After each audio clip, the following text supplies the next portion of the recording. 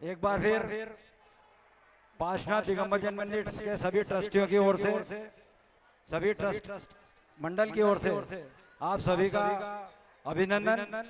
आप सभी से निवेदन है कि हम लोगों ने जो मेहनत की है इन कलाकारों ने, मैं चाहता हूं कि आप शांतिपूर्वक इन कलाकारों का हौसला अफजाई करें। और हम नाम नहीं बताएंगे उन कलाकारों का कि वो कलाकार कौन है, आप स्वयं उनको पहचानेंगे इस मंच पर। तो आइए हम सर्वप्रथम पूज्य गुरुवर विद्यासागर महाराज जी के छाया चित्र के समक्ष दीप प्रज्वलन करने हेतु श्री पार्श्वनाथ दिगंबर जैन मंदिर ट्रस्ट के अध्यक्ष आदरणीय इंदरमल पाणोज जी, सचिव श्री मनोहर लाल जी, अलकापुरी आदिनाथ दिगंबर जैन मंदिर के जो ट्रस्टी हैं, अध्यक्ष हैं, वो कृपया यहाँ पधारने का कष्ट करें। श्री शांतिनाथ दिगंबर जैन मंदिर के अध्यक्ष श्री आरसी जैन साहब, संवेद शिखर जी की यात्रा कराने का सौभाग्य समाज को मिला है। हमारे समाज के युवा सरल सहज श्री नीलेश छावड़ा जी, आदरणीय श्री संजय कटारिया जी, श्री पार्श्वनाथ जैन जी, श्री जगदीप पन्नालाल जैन जी, श्री ममता जैन, श्रीमती ममता जैन जी, आप सभी से निवेदन है कृपया गुरुवर विद्यासागर महाराज जी के छायाचित्र पर आए और दीप प्रज्वलन करें।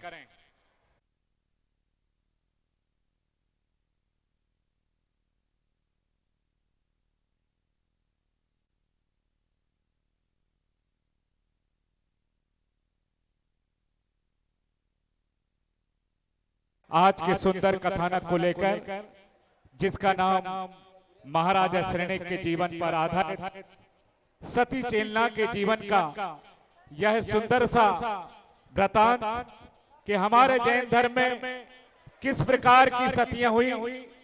महाराजा श्रेणिक के यहाँ एक बहुत ही सुंदर पुत्र ने जन्म लिया, जिसका नाम अभय कुमार। अभय कुमार जिस समय विवाह योग्य होते हैं तब उनका पाणी ग्रहण संस्कार होना, उन्होंने अपने ही पुत्र को यह आज्ञा दी। उनका पुत्र विद्याधर था। यही होगा कि किस प्रकार महारानी चेलना जिनेंद्र प्रभु की भक्ति किया करती थी।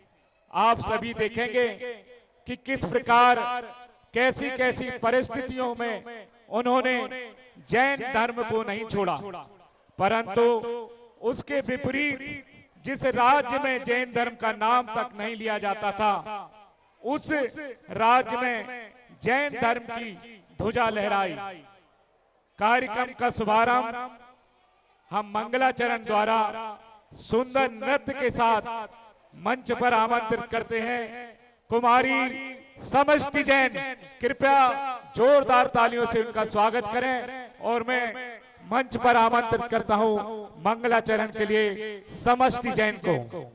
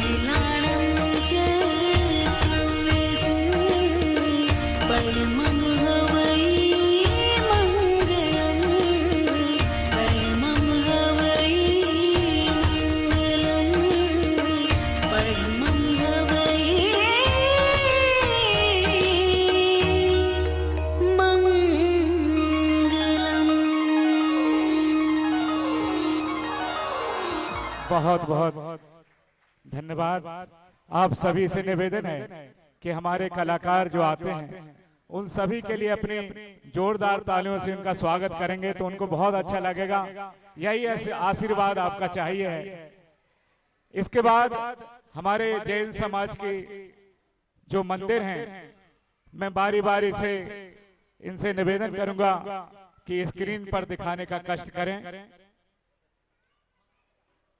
श्री पार्श्वनाथ दिगंबर जैन बड़ा मंदिर देवास, श्री संकेश्वर पार्श्वनाथ श्वेतांबर जैन मंदिर देवास, श्री आदेश्वर जैन मंदिर बड़ा बाजार देवास, श्री आदिनाथ दिगंबर जैन मंदिर अलकापुरी देवास,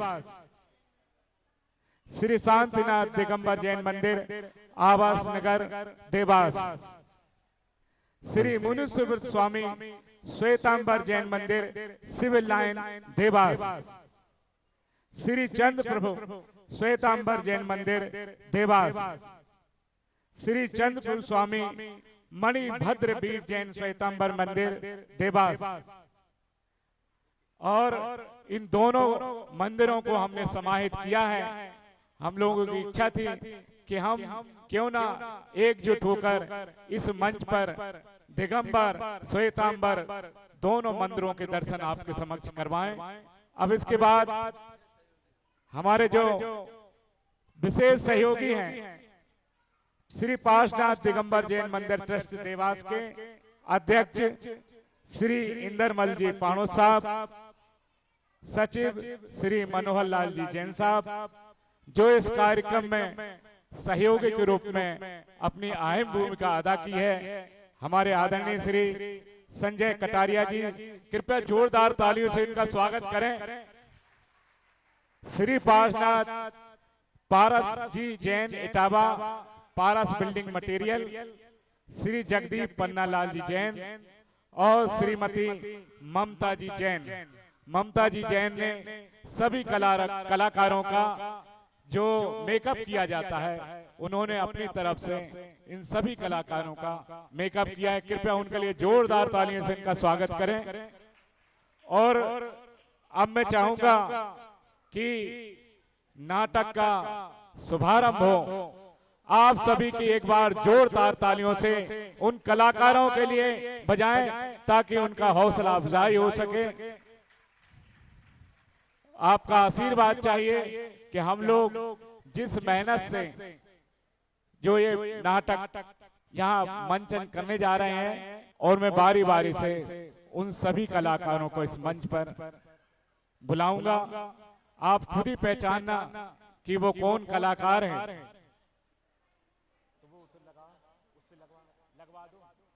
यह हमारे कलाकार हैं, सती चेलना नाटक के कलाकार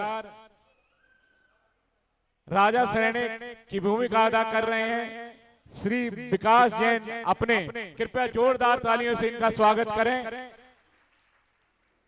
और रानी चेलना बनी हुई हैं श्रीमती सोनाली जैन, इनके लिए भी जोरदार तालियों से स्वागत करें।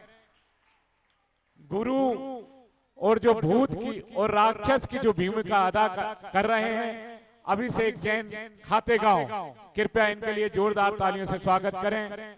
और शिष्य की भूमिका अदा कर रहे हैं अभिषेक जैन सीहोर। दासी का रोल अदा कर रहे हैं रीना जैन। कृपया सभी लोग इनके लिए तालियां बजाएं।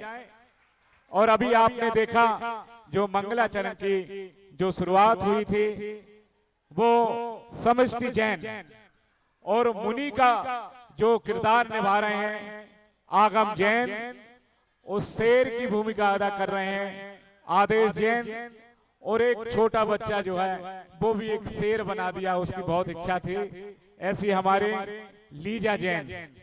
कृपया इन सभी पात्रों के लिए एक बार फिर से दोबारा आपका आशीर्वाद चाहिए, तालियां चाहिए। और यहाँ जब मंच हो तो आप लोग कृपया शांत रहें, तब उस चीज का हम चाहते कि उनकी आवाज आप तक पहुंचे और उसका पूरा आनंद लें और उन कलाकारों को अपनी तालियों से उनका अभिवादन करें। भगवान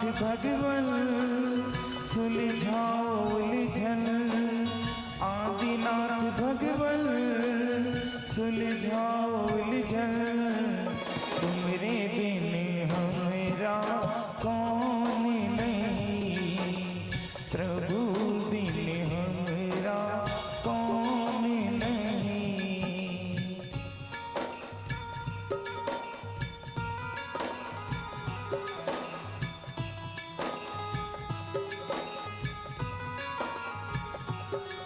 महारानी, हम देखते हैं जब से तुम हमारे इस राजमहल में आई हो, सदैव प्रभु की भक्ति ही किया करती हो। हमारे राजमहल के दास दासी सभी नौकर चाकर तुम्हारी सेवा तो करते हैं ना? हाँ। इतना कुछ होने पर भी ऐसा लगता है कि महारानी तुम्हारे मुखड़े पर कोई दुख की किरण है। एक ऐसा दुख जो तुम अपने मन में दबा कर रखती हो, अपने महाराज से कहना उचित नहीं समझती। बताइए, आखिर ऐसी कौन सी त्रुटि, कौन सी बात है जिसे तुम अपने मन में छिपाए हुए बैठी हो? मैं आपसे एक बात जानना चाहती हूँ। बोलो। यदि आपके राज्य में किसी पत्नी के साथ उसका पति छल करता है, तो तुम्हारे न्याय विधान में उसके लिए क्या दंड लिखा हुआ है? जो स्त्री अपना घर छोड़कर किसी पुरुष के साथ चली आती है, उसे अपना सब कुछ समझती है। यदि वही पुरुष उस स्त्री के साथ छल करे, तो तुम्हारा न्याय विधान उसे क्या कहता है? धिक्कार नहीं योग्य है वो। जो पुरुष अपनी पत्नी के साथ असत्य वचन कहता हो, उसके साथ छल करता हो, उस पुरुष को समाज में धिक्कारना चाहिए। बताओ महारानी, क्या यह विषय, जिस विषय पर तुम बात कर रही हो, किसी दास दासी या सेवक सेविका के जीवन पर है? कौन है वो मेरे राज्य में जिसने अपनी पत्नी के साथ छल किया है? आप जानना ही चाहते हैं? निसंदेह। तो सुनिए राजा जी, यदि अपने हृदय को पत्थर का कर सकते हो तो सुन लीजिए। इस राज्य में जिसने अपनी पत्नी के साथ झूठ बोला है, असत्य कहा है, अपनी पत्नी को छला है, वो इस राज्य में कोई और नहीं, इस राज्य का राजा स्वयं क्षणिक है। ये कैसी बात कर रही हो? हमने कौन सा छल किया तुमसे? महारानी, अब शांत मत खड़ी हो, ये बताओ कि हमने कौन सा छल किया है तुमसे? आपने विवाह से पहले हमसे कहा था कि तुम्हारी राज्य में अनेकों जैन मंदिर हैं, अनेकों दिगंबर साधुओं के दर्शन होते हैं, लेकिन जब से दुल्हन बनकर इस राज्य में आई हूं, न किसी जैन मंदिर को देखा है, न कभी किसी दिगंबर साधु के दर्शन हुए हैं। ये छल नहीं तो और क्या है? हम जानते हैं कि हमने तुमसे विवाह के लिए ये असत्य ही कहा था। हमने तुम्हें पाने के लिए केवल इतना सा झूठ क्या बोला, तुमने उसे छल का नाम दे दिया।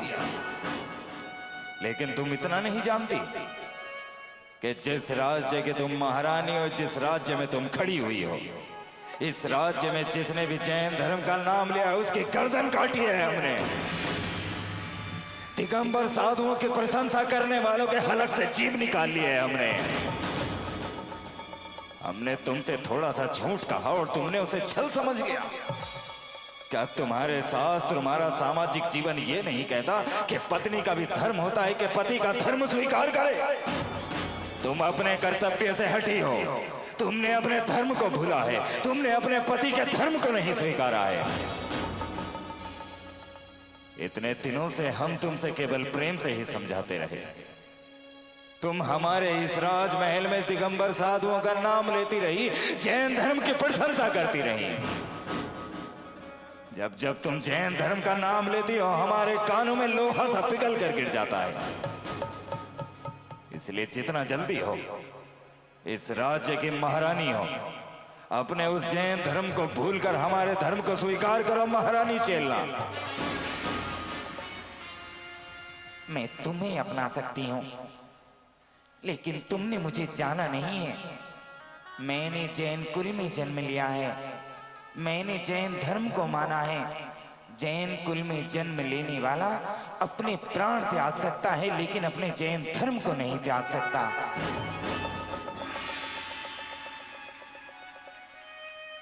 ओह, तो ये बात यहां तक बढ़कर चली आई है। जिस जैन धर्म की तुम बात करती हो, वो जैन धर्म तुम्हें क्या देता है? यदि इस विषय पर बात हो ही रही तो बात को सुनते हैं। तुम्हारा जैन धर्म अपने साधुओं को 2 गज वस्त्र तक नहीं दे पाया। अरे जिस धर्म के साधु नग्न अवस्था में घूमते हो, भला वो किसी का क्या उद्धार कर पाएंगे? मेरे गुरुओं को देखो, मेरे गुरुओं को देखो, इतना सोना चांदी राज्य बना सकते हैं। तुम्हारे जैन धर्म में ना शांति है, ना संभवता है, ना श्रद्धा है। अच्छा, लेकिन मेरा जैन धर्म ये अवश्य कहता है कि इस संसार में जो धर्म दूसरे धर्म को अपशब्द कहता हो, दूसरे धर्म को चोट पहुंचाता हो, उससे नीचा, उससे गिरा हुआ धर्म दुनिया में कोई हो ही नहीं सकता।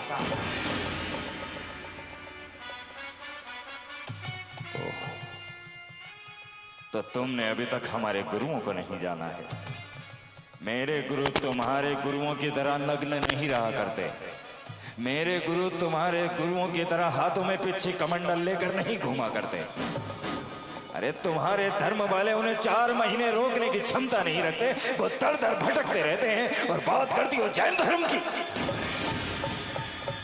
भूल जाओ अपने धर्म को, नहीं तो आज जैन धर्म के लिए तुम्हारी आवाज उठी है, कल और आवाजें उठेंगी।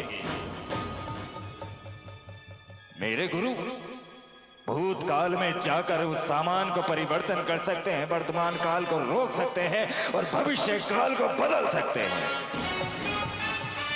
अरे जिसमें 3 कालों को संभालने की क्षमता हो, उस गुरु को छोड़कर उन नग्न साधुओं को पूछ रही हो। थोड़े कहे को अधिक समझो और जितना जल्दी हो अपने जैन धर्म को छोड़ो। हमारे धर्म को स्वीकार करो और देखना कि हमारे धर्म में कितना आनंद है। तो आप ये कह रहे हैं, ये मुझे आज्ञा दे रहे हैं कि मैं तुम्हारे धर्म को स्वीकार करूं? क्या यही एक पति का कर्तव्य अपनी पत्नी के लिए बचा है?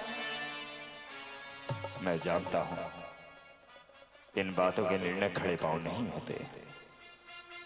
आज दोपहर मेरे गुरुजी के शिष्यों के साथ राजमहल में भोजन के लिए आ रहे हैं, इसलिए तुम उन्हें भोजन कराना और तुम देखोगी कि हमारा धर्म तुम्हारे धर्म से किस प्रकार श्रेष्ठ है। तुम देखोगी कि तुम्हारे गुरुओं से किस प्रकार हमारे धर्म के गुरु श्रेष्ठ हैं। महारानी, परिवर्तन ही जीवन है, जीवन ही परिवर्तन है। परिवर्तन लाओ, परिवर्तन लाओ। हे जिनेंद्र प्रभु, बचपन से लेकर आज तक आपकी ही ओट है, आपकी ही श्रद्धा है। रक्षा कीजिए, रक्षा कीजिए, रक्षा कीजिए। माला जपेगा कोई दिल वाला, गुरु जपेगा कोई दिल वाला।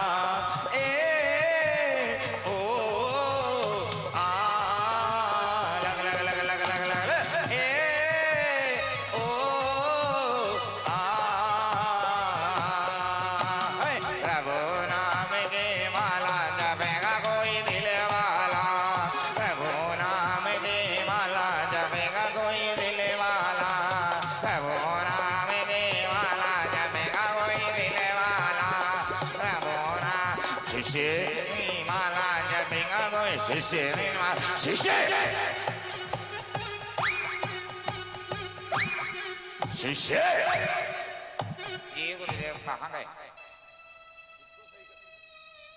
ओहो प्रभु, इधर हो। ये क्या कर रहे हो? भक्ति कर रहा था जी। ये कैसी भक्ति है? आपने देखा नहीं, आप गा रहे थे, हम आपके पीछे पीछे बजा रहे थे। मूर्ख कहीं के इसे भक्ति नहीं कहते।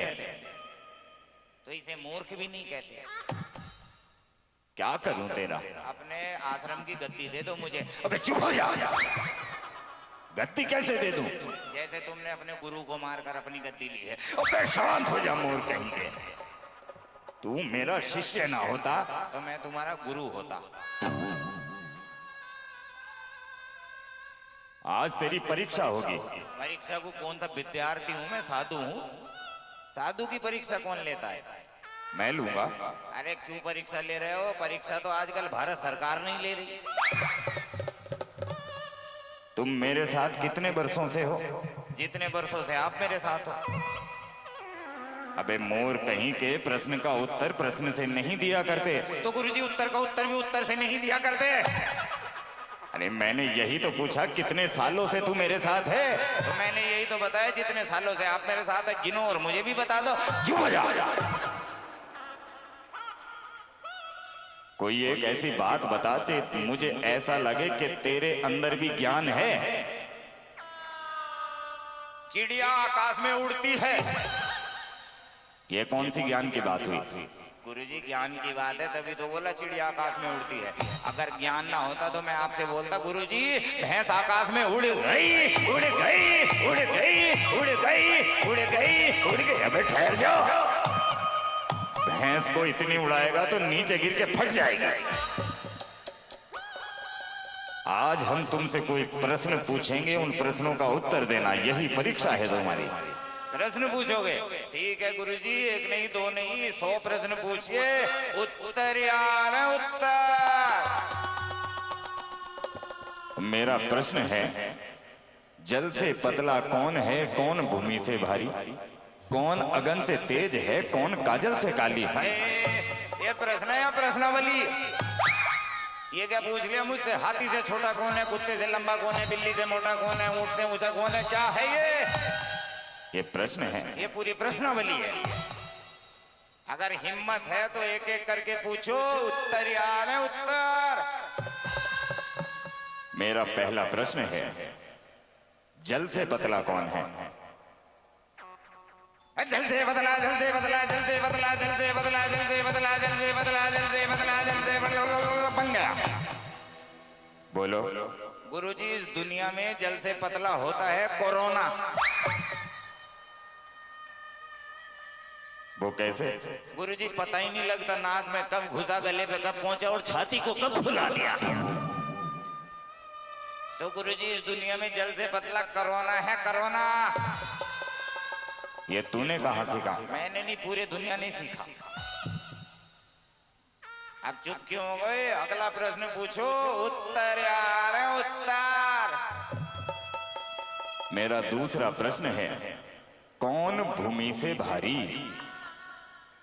भूमि से भारी, भूमि से भारी, भूमि से भारी, भूमि से भारी, भूमि से भारी, भूमि से भारी, भूमि से भारी, बन गया। बोलो। गुरुजी इस दुनिया में भूमि से भारी होता है कोरोना का मरीज। वो कैसे? ये समझो कि मुझे है कोरोना और मैं बस यूं गिर जाऊंगा। अबे उठा लो बे, अबे हॉस्पिटल ले जाओ बे, अरे उठा के ले जाओ रे। हाँ, उसे गुरुजी कोई नहीं उठाता। अरे उसके परिवार वाले तो उठाते होंगे। अगर परिवार वालों ने छुआ भी ना तो वो भी भूमि से भारी हो जाएंगे। इतने भारी हो जाते उन्हें छूना ही पसंद नहीं करता कोई। तेरे दोनों उत्तर गलत हैं। आपकी वैक्सीन गलत है। तेरे दोनों उत्तर गलत हैं। आपके दोनों प्रश्न गलत हैं। तू मेरा शिष्य नहीं हो सकता। आप मेरे गुरु नहीं हो सकते। अगला प्रश्न पूछो ना। उत्तर यार है उत्तर। मेरा तीसरा प्रश्न है, कौन अगन से तेज है? आपको किसने बोला अगन तेज है? वो मगन का छोटा भाई। कक्षा में सबसे पीछे बैठा करता था। गुरुजी अगन तेज वेज नहीं है। अबे चुप हो जा, शांत हो जा। अबे मूर कहीं के, अगन का अर्थ होता है अग्नि, आग। तो ऐसा बोलो ना कि आग से तेज कौन है। ये का अगन मगन लगन लगा रखी है आपने। तो बता कौन अगन से तेज है? अगन से तेज, आग से तेज, अग्नि से तेज, अगन से तेज, आग से तेज, अग्नि से तेज, अगन से तेज, आग से तेज। मिल गया। बोलो। गुरुजी अग्नि से तेज होती है भूख। वो कैसे? आज जब दोपहर में पांडाल में आया तो भैया जी ने बोला पूजन समाप्त। फिर ये जितने भी लोग बैठे हैं ना यहाँ पर, हाँ हाँ, तो ये भोजनशाला में यूं भगे। अबे भूख लगी है रोटी दे दे, भूख लगी है रोटी दे दे, भूख लगी है रोटी दे दे, भूख लगी है रोटी दे दे, भूख लगी है रोटी दे दे, भूख लगी है रोटी दे दे, रोटी रोटी दे। अबे ठहर जा, इतनी भी नहीं लगी होगी। जब पता लगेगा तुम्हें, जब 6 से 12 पूजन में बैठोगे ना, पता लग जाएगा कितनी लगी होगी। फिर जब रोटी के पास जाते हैं तो रोटी कोई और उठा के ले जाता है। इतनी भूख लगती है, मांग रहे हैं भैया एक रोटी दे दे भैया, ए भैया एक रोटी दे दे भैया, ए भैया एक रोटी दे दे। तो वो क्या करता है? आज तो मेरे हाथ पे आग रख दी थी उसने। क्या करूं तेरा? अपने आश्रम की गद्दी दे दो मुझे। अब चुप क्यों हो गए? उत्तरयान है, उत्तर। मेरा चौथा है। कब है? अबे मूर कहीं के, मेरा चौथा प्रश्न है। मैं सोच रहा था चौथा वो वाला कर लो, 1 2 3 4 चौथा। अबे चुप हो जा मूर कहीं के। क्या भाई भगवान करे तुम्हारा चौथा जल्दी आए। मैं प्रश्न की बात कर रहा हूँ। बताइए क्या है तुम्हारा चौथा, कब मनाऊं? नहीं, प्रश्न पूछिए चौथा। मेरा चौथा प्रश्न है, कौन काजल से काली? ये प्रश्न मत पूछो। क्यों? ये मेरा उत्तर सुन के सब लोग अपने दांत दिखाएंगे, हंसेंगे मुझ पर ही। अरे उत्तर में कौन हंसता है? उत्तर में परिवार जब छुपा हुआ हो तो सब हंसते हैं। कोई नहीं हंसेगा। बता कौन काजल से काली? इस दुनिया में गुरुजी काजल से काली है मेरी अम्मा। वो कैसे? मेरे पिताजी मेरी माँ को हमेशा बोलते थे, कल्लो इधर आ, कल्लो उधर जा, कल्लो यहाँ, कल्लो वहाँ जा, कल्लो दाएं जा, कल्लो बाएं जा, कल्लो ऊपर, कल्लो नीचे, कल्लो इधर, कल्लो उधर, कल्लो कल्लो कल्लो कल्लो कल्लो कल्लो कल्लो कल्लो। अबे ठहर जा, अबे रुक जा रुक जा रुक जा रुक जा रुक जा रुक जा शिष्य रुक जा। ये बता, ये कल्लो इधर जा उधर जा, दायां बायां, ये तो समझ आया, लेकिन खाली हाथ क्यों हिला रहा था? मेरी माँ इतनी काली है, काला बताने के शब्द खत्म हो गए, पर माँ का कालापन खत्म नहीं हुआ। तेरे चारों उत्तर गलत हैं। मुझे लग रहा है मेरा गुरु ही गलत है। अगर मेरे चारों उत्तर गलत है तो सच्चे उत्तर आप बता दो। मुझे ही बताने होंगे। बताने हैं तो पूछे क्यों है? तेरी परीक्षा के लिए। परीक्षा करके क्या डीएम बनाओगे क्या मुझे? परीक्षा आप बताओगे उत्तर के, नहीं बताओगे? बताऊंगा, सुनो ध्यान से सुनना। सुनूंगा कान से ही। सुनाओ। जल से पतला कौन है, कौन भूमि से भारी, कौन अगन से तेज है, कौन काजल से कारी। सुनो शिष्य, जल से पतला ज्ञान है और पाप भूमि से भारी, क्रोध अगन से तेज है बच्चे, कलंक काजल से कारी, कलंक काजल से कारी। धन्य है आपने मुझे पाया, धन्य है। आपके जैसा जीवन सबको मिले। मेरे चरण हमेशा आपके पानी, आपके चरण हम। अरे छोड़ो इन काले चरणों को। लेकिन हमें करना क्या है? आज हमें राजा जी के महल में जाना है। इसलिए भोजन ग्रहण करना है। लेकिन भोजन तो खाया जाता है। अबे मोर कहीं के ग्रहण करना और खाना एक ही तो होता है। अच्छा, तो कपड़े कब खाएंगे हम? मतलब कपड़े ग्रहण करते थे आज तक, जब दोनों एक ही होते तो कपड़ों को खाया करेंगे। अबे क्या करूं तेरा, क्या करूं, चुप हो जा।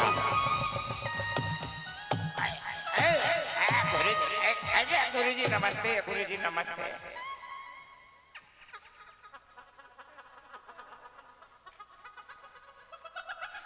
ये कर क्या रहा था तू? ऐसा याद आया जैसे मेरे हाथ में झंडा, ऊपर झंडा मिला ही नहीं मुझे। चलिए भोजन ग्रहण करेंगे। देखो ये सामने राजमहल है, हाँ यहाँ पर जाना और तुम्हें रानी मिलेगी। ठीक है। उनसे कहना गुरुजी आए हैं भोजन के लिए। खाने के लिए बोलूं कि ग्रहण के लिए बोलूं?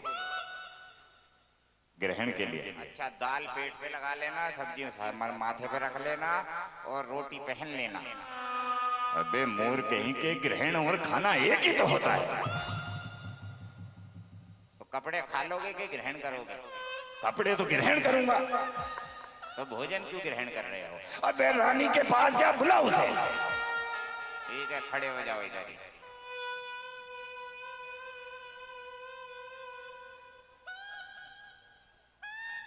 गया क्यों नहीं? आपने आज्ञा ही नहीं दी अभी तक। जा जल्दी जा। ठीक है, जाता। अरे कोई है? रानी जी, ओ रानी जी, रानी जी, ओ रानी जी। हाँ, ये रानी के राजा है। अगर तुम रानी हो इस राज्य की तो इस राज्य का पतन निश्चित है। क्या काम है तुम्हें? अरे मुंह तो दिखाओ जनता को। ये लो, दिख गया। अरे थोड़ी तो घूमो रानी जी। ये देखो पतन। हमें नहीं खाना तुम्हारे घर भोजन। क्यों नहीं खाना? अरे जैसा इसका मुंह है ऐसी रोटी को नहीं हुई तूने यहाँ टीटी वाली। मैं रानी नहीं हूँ तो फिर कौन है तू छलावे? मैं तो यहाँ की दासी हूँ। अहो भाग्य हमारे जो दर्शन हुए तुम्हारे। रानी जी को बुलवाओ। अभी बुलाती हूँ। ठीक है। आलतू जलाल तू आई बला को टाल तू, आलतू जलाल तू है। क्या देख लिया? भूत देख लिया? क्या देख लिया मैंने? क्या देख लिया? अरे कौन है? रानी जी, हाय हाय हाय हाय हाय। प्रणाम रानी जी। हाँ बोलो। आपके द्वार पर वो खड़ा है भिखारी। तो वो बोल रहा है कि रानी जी से बोलो वो दे दें। उनसे कहो भंडारन से जो चाहिए मिल जाएगा उन्हें। ठीक है। गुरुजी, क्या हुआ? रानी जी तो यूं कह रही है कि कहीं में जाके डूब के मर जाओ। तूने कहा क्या था उनसे? मैंने तो ये बोला था परम परम परम परम सिद्धे लोगों के पूज्य भगवान के तुल्य गुरुजी आए हैं। तो उन्होंने क्या कहा? उन्होंने तो कुछ नहीं कहा। उसकी दादी बोलती पानी में डुबा के मारो उसे। अबे मोर कहीं के ये बोल के राजा जी के गुरुजी आए हैं। अच्छा ऐसा बोलूं? ठीक है, रुको रुको। गया नहीं? आज्ञा ही नहीं दी तुमने। अरे जा। ऐसे नहीं, ऐसे बोलो। हे चेले जा। हे चले जा। हट मूर्ख। रानी जी, हाँ आपके द्वार पर भुक्कड़ खड़ा है, उसे रोटी दे दो। मैं कुछ समझी नहीं हूँ। मैं हूँ आपके जो गुरुजी हैं ना, मैं उनका शिष्य हूँ। अच्छा आ गए आप लोग? हाँ हाँ, हम भोजन, मैं तो भोजन खाने के लिए आया हूँ और जो गुरुजी हैं वो भोजन ग्रहण करने के लिए आए हैं। आप दोनों का स्वागत है, जल्दी आइए आप लोग। ठीक है। गुरुजी, हाँ हाँ। तुम्हारा नाम लिया तो कुछ काम नहीं बना, फिर अपनी जानकारी बताई मैंने। क्या कहा? मैंने कहा उन गुरुजी का चेला हूँ, तो उन्होंने बोला आ जाओ भोजन करो भोजन करो। तो अब क्या करें? आओ, हम तो भोजन खाएंगे, तुम ग्रहण करना। आओ आओ।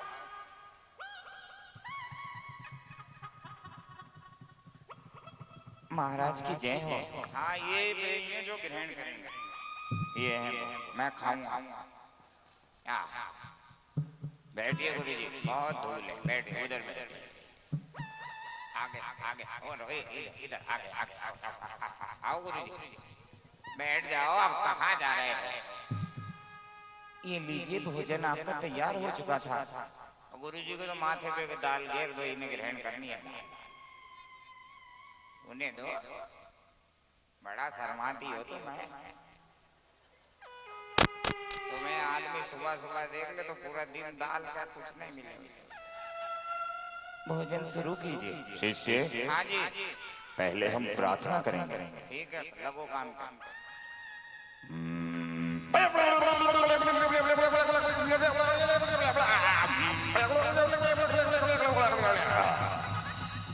अब भोजन हम शुरू कर सकते हैं। भोजन कहाँ गया? वो तो प्रार्थना लेकर गए। लेकिन अभी तो हमने खाया ही नहीं। प्रार्थना को बुलाया क्यों था? अब मैं क्या करूं? क्या कर सकते हैं? ग्रहण करो। लेकिन जब है ही नहीं तो ग्रहण क्या करूं? थाली ग्रहण कर लो अपने सर पर। रानी जी, हाँ, थोड़ी खीर और मंगा दो। लाओ गुरु जी, तुम बड़ी सुंदर हो। रानी जी, जो तुमने खीर में दाल डाली है ना, बड़ा आनंद आया है। वाह, लाओ, बड़ी सुंदर लग रही है। अगर तुम 4 अंगल और छोटी हो जाओ तो वाह वाह वाह वाह। अब हम प्रार्थना कर रहे हैं कि प्रभु हमें सबको भोजन दे। करो तुम प्रार्थना, भी दिवाता हूँ भोजन दे।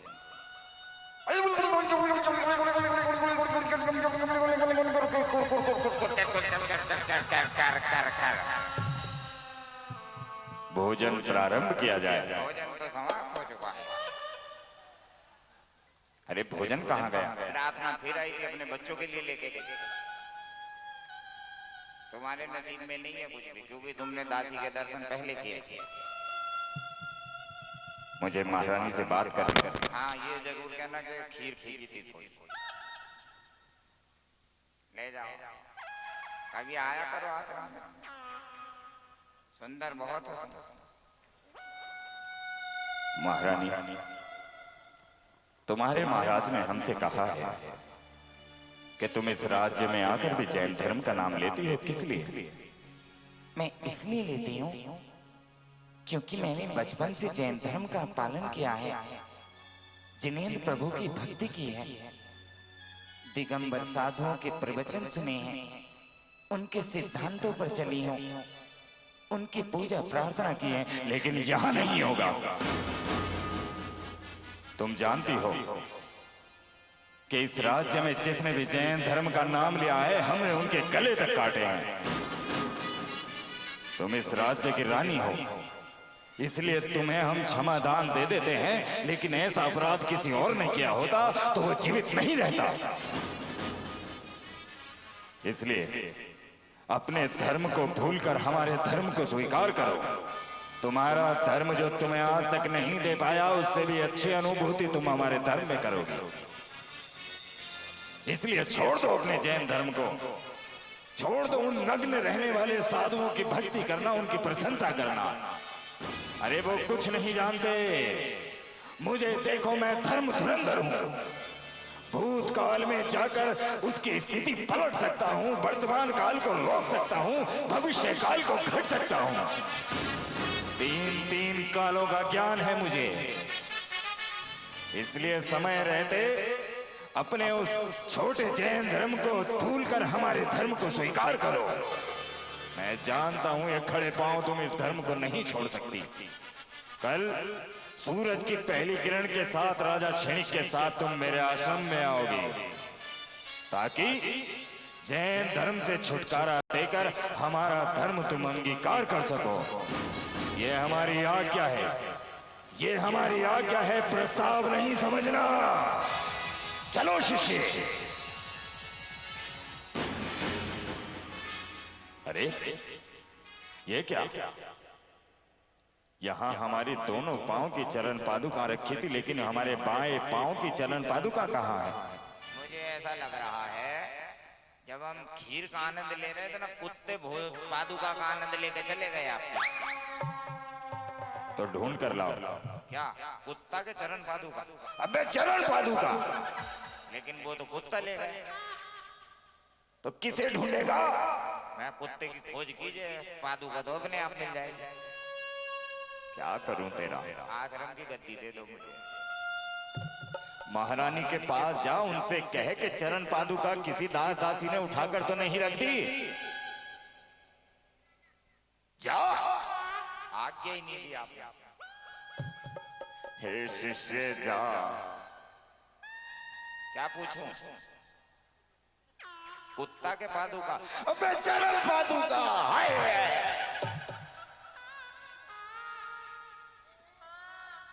कौन सी, आपकी के मेरी? अबे खो तो मेरी गई है। मैं सोच रहा दोनों को एक एक मिल जाती है। और गुरुजी द्वार पर खड़े हैं, बड़े क्रोधित हो रहे हैं वो तो। लेकिन क्यों? वो कह रहे हैं खीर कम दी है आपने,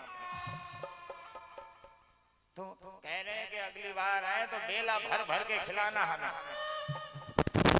कुछ ऐसा कहेंगे वैसा मिल जाएगा उन्हें। ठीक है गुरुजी, मिल गई, बात बन गई, बात बन गई। क्या हुआ? महारानी जो कह रही है जैसा चाहोगे वैसा पाओगे। चरण पादुका नहीं, खीर। तो चरण पादुका कहाँ है? वो तो कुत्ता लेकर गया। तू पूछने क्या गया? वो तो मैं खीर के लिए पूछने गया। मैं आश्रम कैसे जाऊं? चरण पादुका का तुम्हारा डीजल ले गया, उसके बिना चलोगे नहीं तुम। अबे चरण पादुका ढूंढ कर ला मेरी।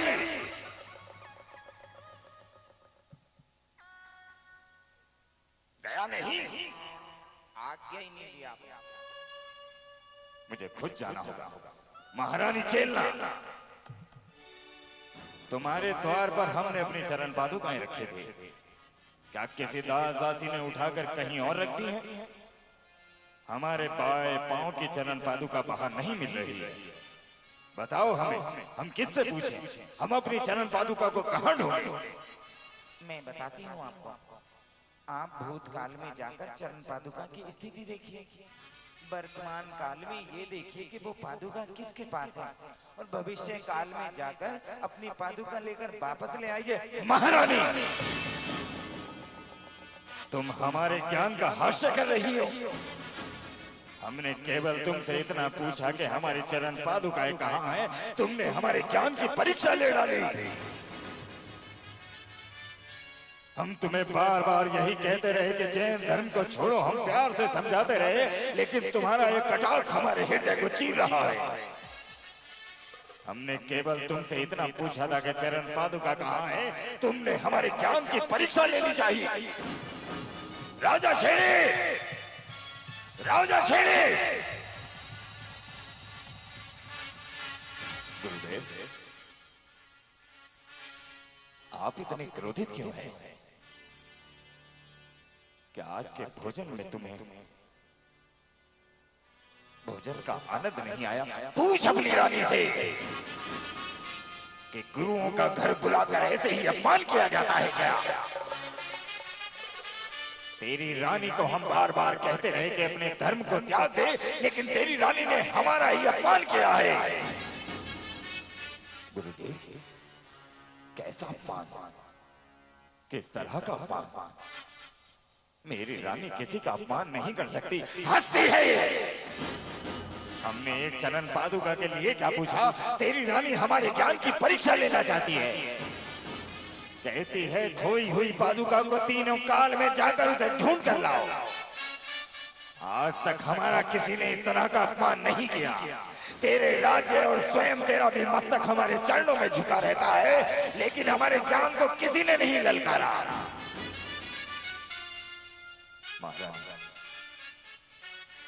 गुरुजी जो कह रहे हैं वो सत्य है। कह दो कि गुरुजी ने जो कहा वो सत्य है। कह दो कि तुमने मेरे गुरु का अपमान नहीं किया है। मैंने अपमान नहीं, मैं तो आपकी आंखें खोलना चाहती हूँ। तुम्हारे गुरुजी तुम्हारा और तुम्हारी प्रजा का मूर्ख बनाते हैं।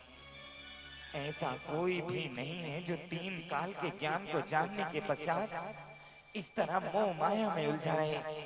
मैं तो उनके ज्ञान की परीक्षा ले रही थी।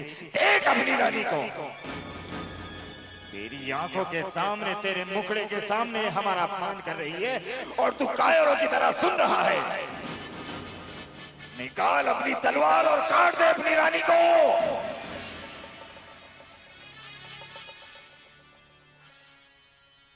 मैं जान गया कि सबसे कायर शिष्य तू है मेरा। हम तो जैन धर्म इसका छुड़वाने आए थे, लेकिन ऐसा लगता है कि इसकी बातों में तू आ गया। नहीं गुरुदेव, महाराजा क्षणिक कभी नहीं बदलेगा। हाँ, मैं अपनी पत्नी की हत्या नहीं कर सकता, मैं उसे कोई दंड नहीं दे सकता, लेकिन इसके पश्चात आपके चरणों की सौगंध खाता हूं कि यदि कोई दूसरा रास्ता तुम्हारे अपमान को लेने का बदला लेने के लिए है तो बताएं मुझे। यही तो मैं चाहता था। अब देखना महारानी कि भविष्य में जाकर तुम्हारा भविष्य कैसे परिवर्तन करता हूं मैं। तुझे मैंने आज तक यही समझाया है कि आंख के बदले आंख ले राजा, और हाथ के बदले हाथ। क्या गुरु अपमान के बदले गुरु अपमान कर सकता है? गुरु अपमान, हाँ, जिस तरह तेरे गुरु का यहां अपमान हुआ है, इसी तरह उन दिगंबर साधुओं का अपमान कर पाएगा।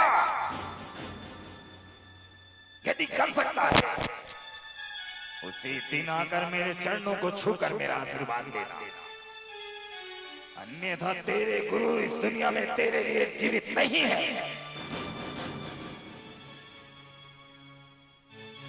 आपका आशीर्वाद पाने के लिए कुछ भी करूंगा। मैं जब तक आपके अपमान का बदला इन दिगंबर साधुओं से ना ले लूं, तब तक ये राजा क्षणिक अन्न और जल की एक बूंद को हाथ तक नहीं लगाएगा। वचन देता हूं, जब तक उन दिगंबर साधुओं का अपमान ना कर दूं,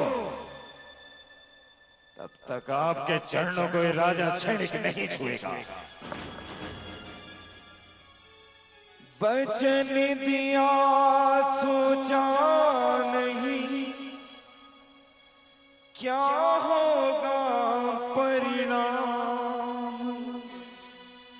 सोच समझ कर कीजिए जीवन में हर काम। तो ठीक है, जिस दिन गुरु के अपमान का बदला गुरु अपमान से ले, उस दिन आश्रम में आकर मेरा आशीर्वाद ले लेना, मेरा आशीर्वाद ले लेना। चलो शिष्य, सुनिए, मेरी बात को गलत मत समझिए। मैं तो आपके गुरु के ज्ञान को देखना चाहती थी। वो ज्ञानी कभी नहीं हो सकता जो अपने ज्ञान का ढोंग करता हो, ढिंडोरा पीटता हो। वो हमारे गुरु थे, चाहे उन्हें ज्ञान हो या ना हो, वो 3 काल के ज्ञान के धारी हो या ना हो, तुमने उनका अपमान कैसे किया? जिस तरह ये वेदना, ये पीड़ा तुम्हें हो रही है, उसी तरह तुम्हारे गुरु मेरे जैन धर्म को अपमानित कर रहे थे। मैंने जैन कुल में जन्म लिया है, मैं अपने प्राण दे सकती हूँ, लेकिन अपने जैन धर्म के लिए अब सब कभी नहीं सुन सकती। तो तुम अपने धर्म के लिए अड़िग हो। राजा क्षणिक अपने धर्म के लिए अड़िग है। तुम अपने गुरु की पूजा प्रार्थना करती हो, हम अपने गुरु के लिए अड़िग हैं। महारानी, परीक्षा अब ज्ञान के और गुरुओं की नहीं है, परीक्षा अब इन दोनों धर्मों की है। यदि अपने जैन धर्म को बचा सकती है तो बचाओ। मैं प्रयास करूंगा अपने गुरु और अपने धर्म को बचाने का। देखते हैं महारानी, किसका धर्म किसका साथ देता है।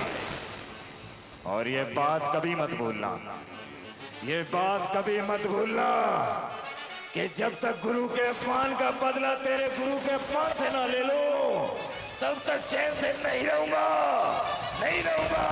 सुनिए, नहीं, सुनिए, सुनिए।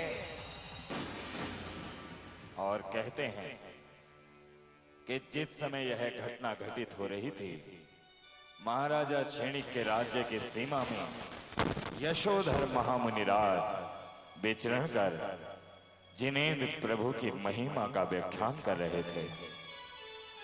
ओम आदिनाथाय नमः। राज्य की सीमा में घने जंगलों के पास वह अपने ध्यान में मग्न थे। नमो हरिहंताणं, नमो सिद्धाणं, नमो आर्याणं,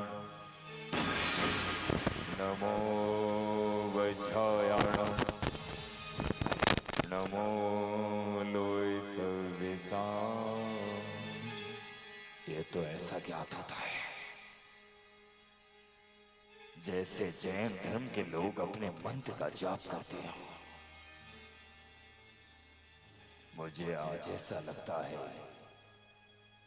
कि आज मेरे गुरु के अपमान का बदला पूर्ण होगा। मुझे देखना चाहिए, मुझे देखना चाहिए।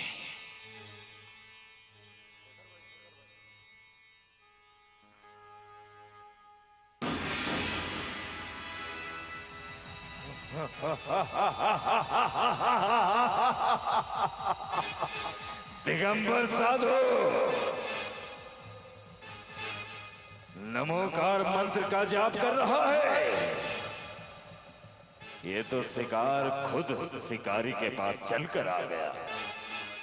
क्या तुम नहीं जानते कि आज तक किसी भी दिगंबर साधु ने मेरे राज्य में प्रवेश किया है?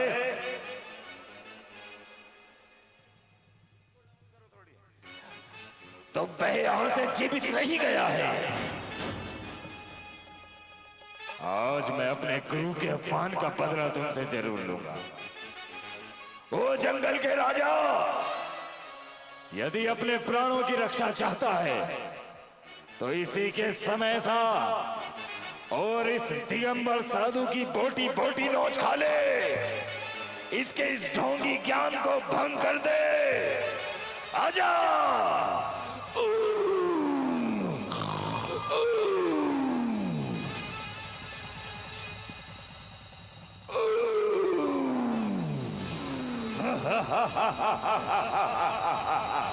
नमो आदिनाथाय नमः।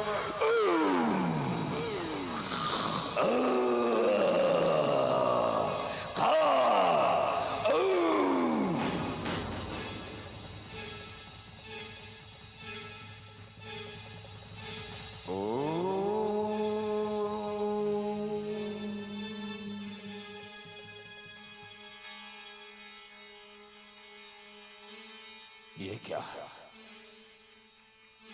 हमेशा दूसरों की हत्याएं करने वाला, हमेशा हिंसा के मार्ग पर चलने वाला, आज इस दिगंबर साधु को देखकर अहिंसा का मार्ग कैसे चुन लिया? ये गलत है। ये जरूर इस दिगंबर साधु ने कोई मंत्रों का जाल फेंका होगा, कोई जादू टोना किया होगा। दुर्बुद्धि हाथ जोड़कर बैठा है। अरे ये गुर्राना, अरे कम से कम तू इस दिगंबर साधु की हत्या तो कर देता। कायर है तू, निकल जा, चला जा यहां से, कायर है।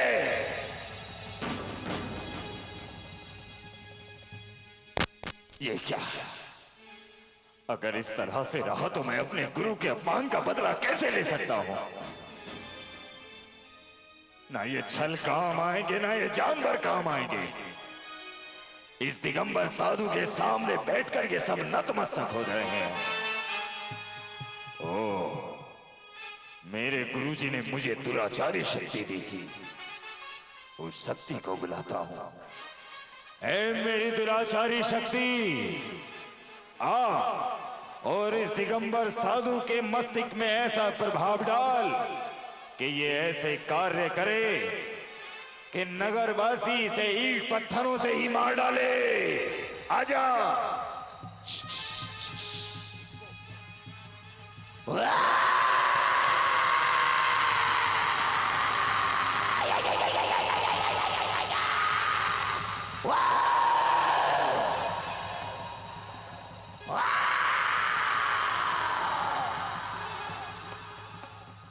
कैमरे वालों,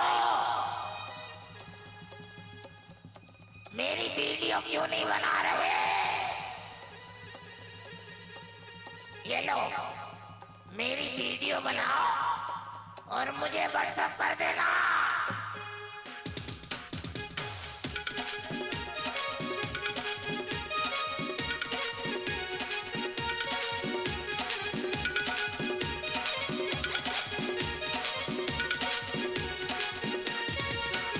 और सुनो, ए भैया, ए मार्क्स वाक्स वाले भैया, ये मेरी वीडियो मेरे व्हाट्सएप पर डाल देना, क्योंकि मैं ये वीडियो अपने चैनल पर डालूंगी और तुम मेरी वीडियो देखकर उस पर लाइक करना और मेरा चैनल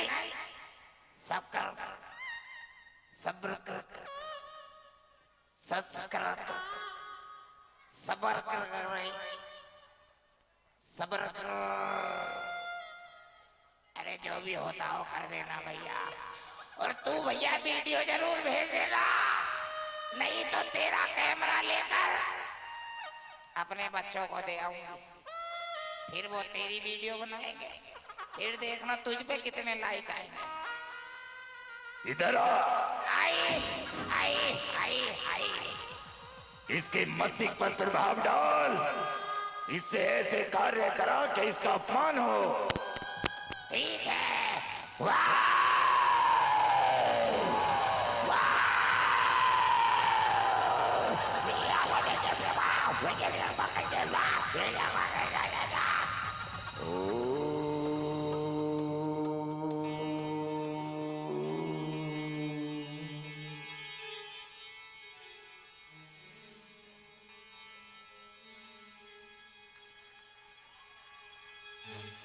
ये क्या है?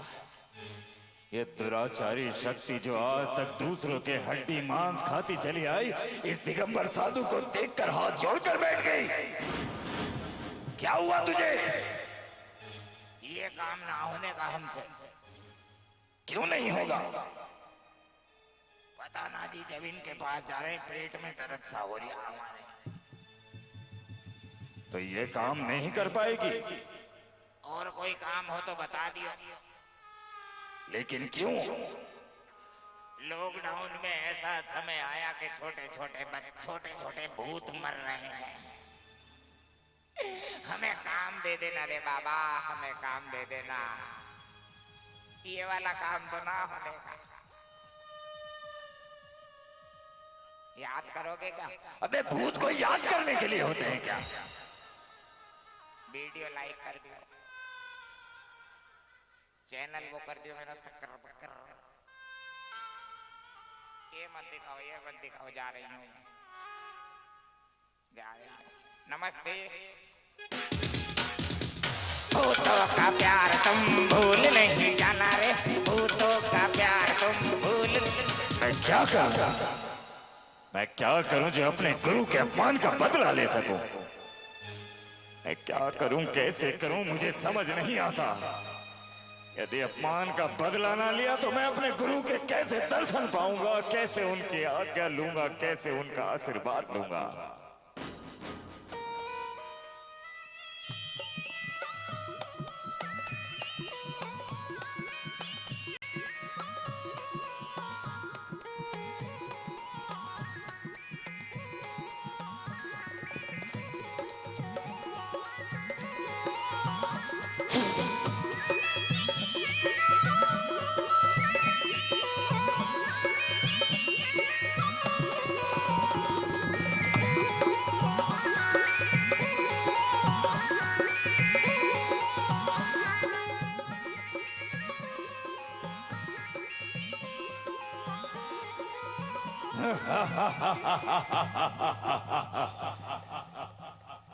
सुन रे दिगंबर संत,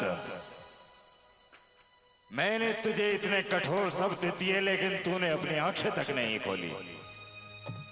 जंगल का राजा तेरे सामने नतमस्तक होकर चला गया लेकिन तूने अपनी आंखें नहीं खोली।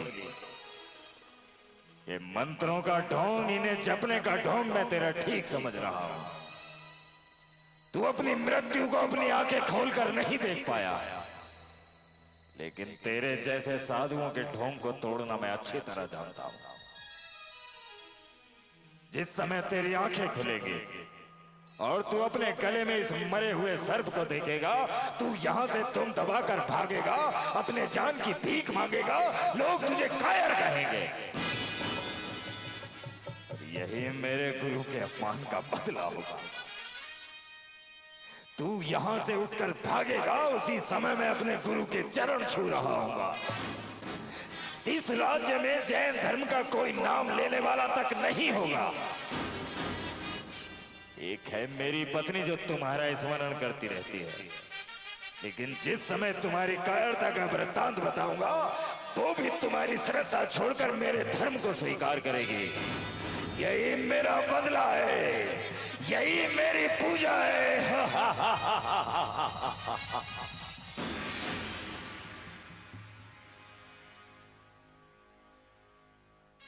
सुबह होने को है, लेकिन अब तक वो आए क्यों नहीं है? कभी ऐसे तो मुझसे बिना बोले नहीं गए, कभी नहीं गए।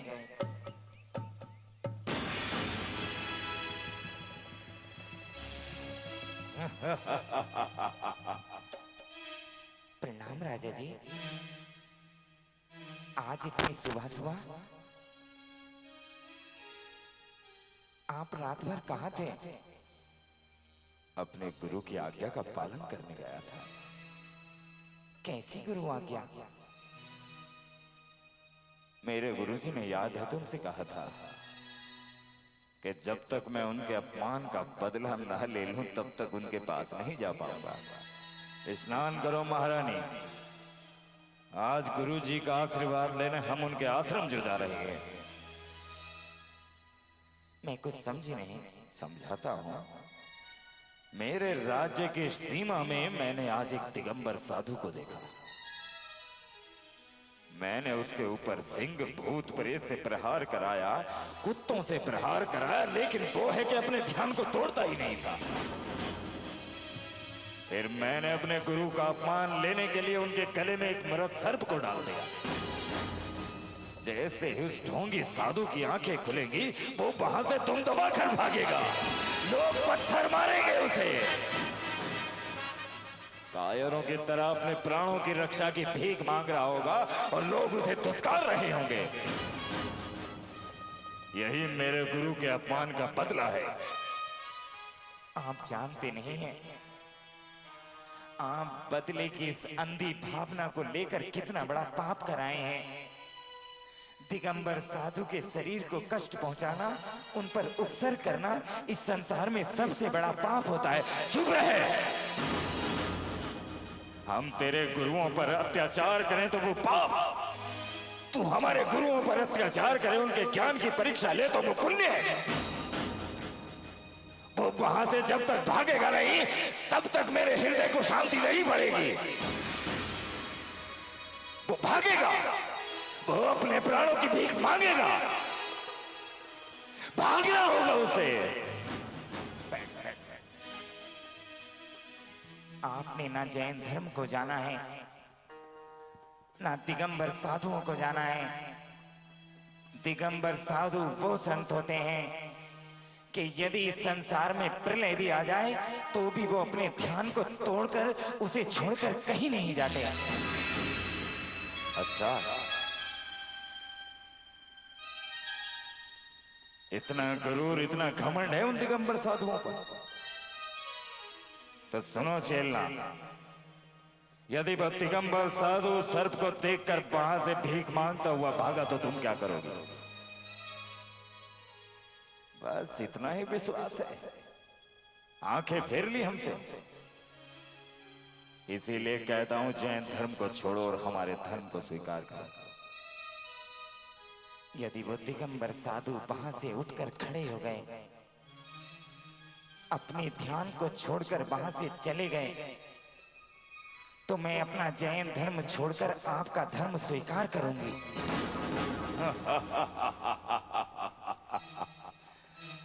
हमारे धर्म में तुम्हारा स्वागत है। चलो अब आश्रम की ओर चलते हैं, आओ। लेकिन यदि स्थिति इसके विपरीत हुई तो? यदि वो दिगंबर साधु वहां से उठकर नहीं गए तो तुम क्या करोगे? मैं क्या करूंगा? उत्तर दीजिए, तुम क्या करोगे? मैं क्या कर सकता हूं? सुनो, अगर तुम्हारे दिगंबर महामुनि वहां पर बैठे रहे और अपने ध्यान को छोड़कर नहीं गए, तो मैं तुम्हें वचन देता हूं, उसी क्षण अपने धर्म को छोड़कर तुम्हारे जैन धर्म को स्वीकार करूंगा। आओ देखते हैं इन धर्मों की परीक्षा में किसका धर्म किसके साथ है। चलो मेरे साथ वनों की ओर चलो।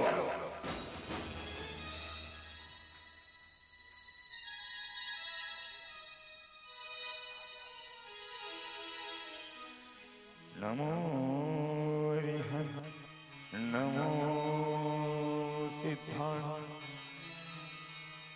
कहते हैं कि उस सर्प के रक्त से करोड़ों चींटियां उन दिगंबर साधु के शरीर को खा रही थी। इस दृश्य को देखकर राजा क्षणिक का मन द्रवित हुआ। उनकी पीड़ा अपने मन में ही वो सहन नहीं कर पा रहे थे। सोच रहे थे ये साधु अपने शरीर पर कैसे सहन करते होंगे। हे महामुनि, आज तक ये मस्तक किसी दिगंबर साधु के चरणों में नहीं झुका, लेकिन आज ये राजा क्षणिक, आज ये अपना राज मुकुट, अपना ये मस्तक यशोधर महामुनि के चरणों में रखता है, नतमस्तक होता है, नतमस्तक होता है। ये क्या? दो हाथों से आशीर्वाद। आप जानते हैं कि ये पाप मैंने आपके ऊपर किया है। आप जानते हैं कुत्ते भूत पिशाचों से मैंने तुम्हें निचवाने की चेष्टा की है। मैं पापी हूं, मुझे आशीर्वाद नहीं, मुझे दंड दीजिए, मुझे दंड दीजिए। नहीं, जिस जैन धर्म को आज तक तुम दूर रखते हुए आए हो, उसी धर्म का सिद्धांत है कि तुम पाप से घृणा करो, पापी से घृणा मत करो। पापी साधु भी बन जाते हैं, लेकिन पाप कभी पुण्य में नहीं बदलता। दिगंबर साधु के चरणों में बैठकर तुमने अपने पाप का पश्चाताप किया है। दिगंबर साधु कभी किसी को दंड नहीं। दिगंबर साधु तो वो संत होते हैं जो अपने चरणों में बैठने वालों को हमेशा अपने दोनों हाथों से ही आशीर्वाद दे सकते हैं, आशीर्वाद दे सकते हैं। बहुत अधिक पीड़ा दी है मैंने तुम्हारे शरीर को। ये राजा क्षणिक क्षमा का पात्र तो नहीं है, लेकिन हे करुणा के सागर, यदि हो सके तो मुझे क्षमा कर देना। राजा क्षणिक,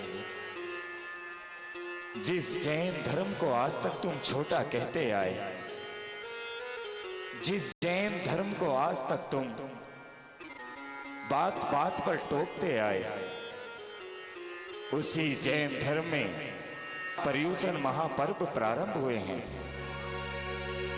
और इस महापर्व में उत्तम क्षमा एक पर्व आया करता है, और हमेशा दिगंबर साधु सबको उत्तम क्षमा से क्षमा कर दिया करते हैं। हे गुरुदेव, ये जीवन ऐसे ही निकल गया।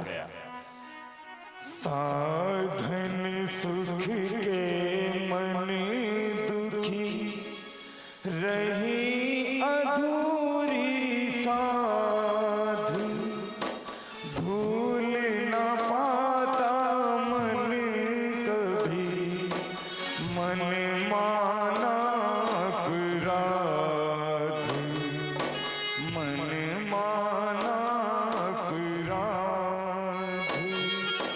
जात न पूछो साधु की, बस ले लीजिए ज्ञान, मोल की रहने दो म्यान। तो कहिए महामुनि, मेरे जीवन का ये चक्र क्या कहता है?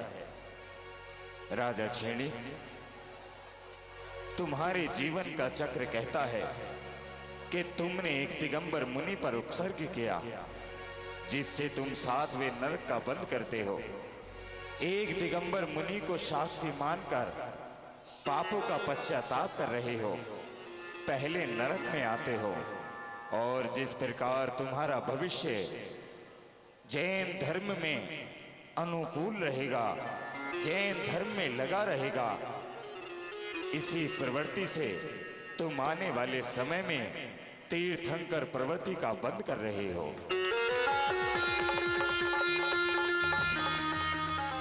हे महामुनि, आपके दर्शन पाकर मैं धन्य हो गया। इतना दुख संकट देने पर भी आप मुझे आशीर्वाद ही दे रहे हैं। आज ये तो समझ आ गया कि इस संसार में, इस जैन धर्म में यदि कोई क्षमा का सागर है तो वो केवल दिगंबर साधु हैं, दिगंबर साधु हैं। आज के ये पर्युषण महापर्व, जिसमें 10 धर्म हैं, और मुझे इन महामुनि ने, इन दिगंबर संत ने उत्तम क्षमा का महादान दिया है, उत्तम क्षमा का महादान दिया है।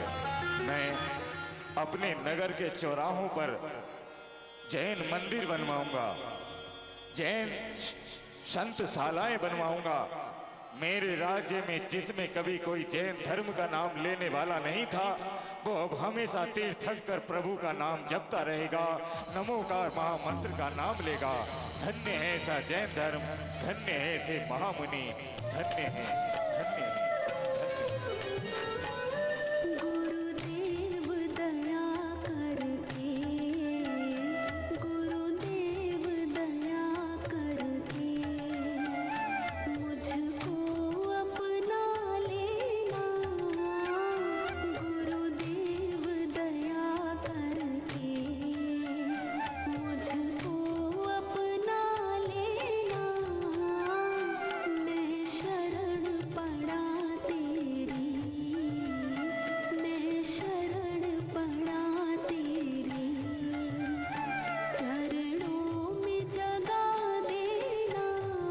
सभी कलाकारों के लिए जोरदार तालियां। आपकी ताली ये बताएगी कि नाटक कैसा था। आपकी तालियां बजनी होना चाहिए। सभी कलाकारों ने अपनी भूमिका बहुत अच्छी तरह से निभाई है। आपकी तालियां 2 मिनट तक बजना चाहिए, लगेगा कि आज नाटक हुआ देवास में। ये प्रथम प्रयास था दिगंबर जैन, पार्श्वनाथ दिगंबर जैन मंदिर ट्रस्ट और सहयोगियों का, जिसके कारण आज ये संभव हो पाया है।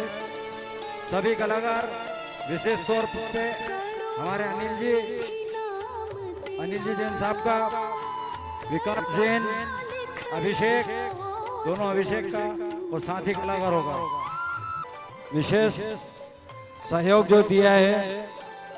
श्री पारस जी जैन इटावा, श्री संजय जी जैन कटारिया, श्री अनिल जी जैन नेहरू विवेक केंद्र,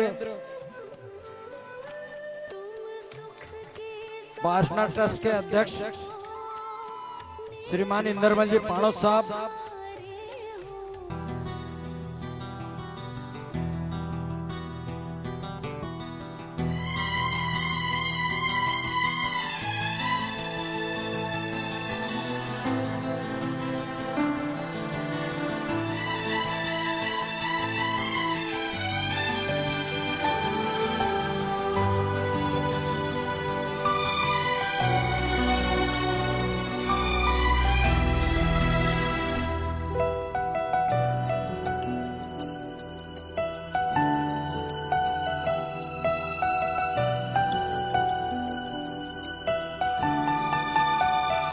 प्रभु तुम मिल जाओ तो दुनिया छोड़ देंगे हम।